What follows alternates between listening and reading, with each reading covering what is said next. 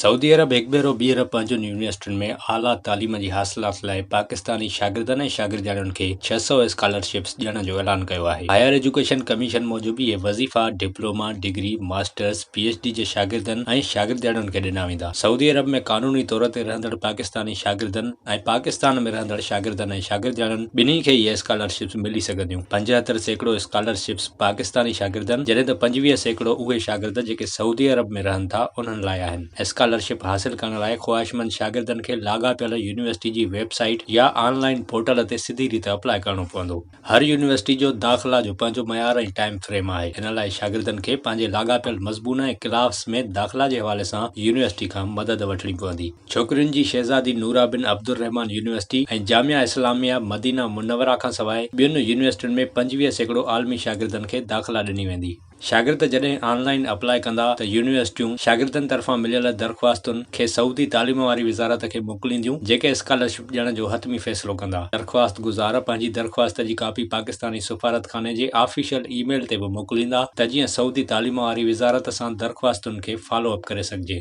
Scholarship लाइ दरख़्वास्त गुज़ार जो वास्तो पाकिस्तान या पाकिस्तान जे इंतज़ाम हेठि कश्मीर सां हुजणु घुरिजे। 75% स्कॉलरशिप्स पाकिस्तान मां शागिर्दनि जॾहिं त 25% सऊदी अरब में रहंदड़ पाकिस्तानी शागिर्दनि खे ॾिनियूं वेंदियूं। स्कॉलरशिप लाइ मर्द ऐं औरतूं ॿई दरख़्वास्त ॾेई सघनि था। डिग्री प्रोग्राम लाइ दरख़्वास्त ॾियण वारनि जी उमिरि 17 खां 25 साल दौरान, मास्टर्स लाइ 30 साल, PhD लाइ 35 साल हुजणु घुरिजे। उमिरि जो हिसाब दाख़िला जी हतमी तारीख़ सां लॻायो वेंदो। इहो ज़रूरी आहे त सऊदी स्कॉलरशिप हासिल कंदड़ शागिर्द उन वक़्तु का ॿी स्कॉलरशिप हासिल न करे रहियो हुजे। स्कॉलरशिप लाइ अहल हुजण लाइ ज़रूरी आहे त शागिर्द जो को ॾोहारी रिकॉर्ड मौजूदु न हुजे ऐं कंहिं बि सबब जे करे यूनिवर्सिटी मां बेदख़ल न कयो वियो हुजे। स्कॉलरशिप हासिल कंदड़ शागिर्द सऊदी अरब में मुफ़्त रिहाइश जी सहूलियत हासिल करे सघनि ऐं शादीशुदा शागिर्दनि खे शुरूआती 3 महीना फर्निशिंग अलाउंस बि ॾिनो वेंदो। सऊदी अरब अचण ऐं वापसी लाइ मुफ़्त एयर टिकट ऐं शादीशुदा हुजण जी सूरत में घर भातियुनि लाइ मुफ़्त तिबी इलाज जी सहूलियत बि ॾिनी वेंदी। स्कॉलरशिप हासिल कंदड़नि खे यूनिवर्सिटी कैंपस में रिआयती अघ ते खाधो,